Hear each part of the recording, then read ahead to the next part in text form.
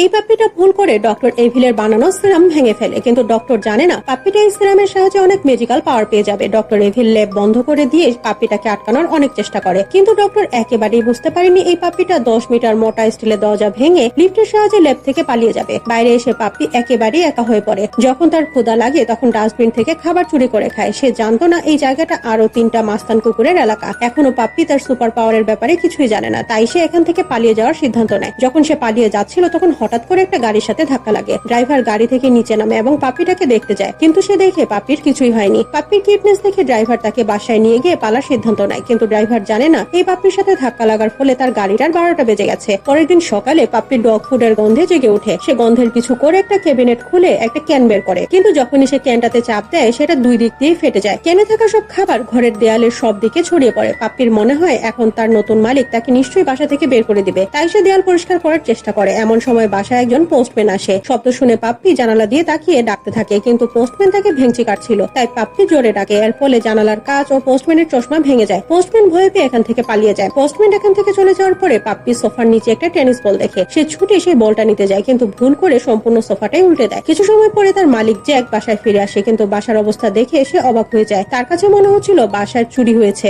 আর তখন সে কারো একটা কণ্ঠস্বর শুনতে পায়, এসব আমি করেছি। জ্যাক অবাক হয়ে যায়, কারণ বাসায় সে আর পাপ্পিটা ছাড়া আর কেউ নেই। তাহলে কে কথা বলছে? তাই জ্যাক মজা করে পাপ্পিকে বলে, তুমি কি আমার সাথে কথা বলছো? আর যখন পাপ্পি কথা বলতে শুরু করে তখন দুজনই ভয় পেয়ে যায়। দুজনই বিশ্বাস করতে পারছিল না এরা দুজন একজন আরেকজনের কথা বুঝতে পারছে। এরপরে জ্যাক সেই পাপ্পিটাকে তার গার্লফ্রেন্ডের কাছে দেখাতে নিয়ে যায়, কিন্তু তারা আশা করেনি মেয়েটা তার সাথে একটা ছোট্ট মেয়ে কুকুর নিয়ে আসবে। পাপ্পি এক দেখায় সেই পাপ্পিনের প্রেমে পড়ে যায়। সে পাপ্পিনিকে ইমপ্রেস করার জন্য তার পাওয়ার দেখাতে শুরু করে। জ্যাক এসব দেখে অবাক হয়ে যায়। কেউ যাতে দেখতে না পারে তাই জ্যাক পাপ্পিকে এখান থেকে বাসায় যেতে বলে। এরপরে জ্যাক পাপ্পিকে জিজ্ঞেস করে, তোমার কাছে আর কি কি সুপার পাওয়ার আছে? পাপ্পির সাথে সাথে সেগুলো যাচাই করতে শুরু করে। সে বুঝতে পারে যে সে শুধু অনেক দূর পর্যন্ত দেখতেই পায় না, সাথে সাথে দূরের শব্দও শুনতে পায়। তখন সে শুনে জ্যাকের গার্লফ্রেন্ড সাহায্যের জন্য চিৎকার করছে। তাই পাপ্পি কোনো কিছু চিন্তা না করে শহরের রাস্তা দিয়ে ছুটতে শুরু করে, কিন্তু সে জানে না যে সে কখন দৌড়াতে দৌড়াতে উঠতে শুরু করেছে।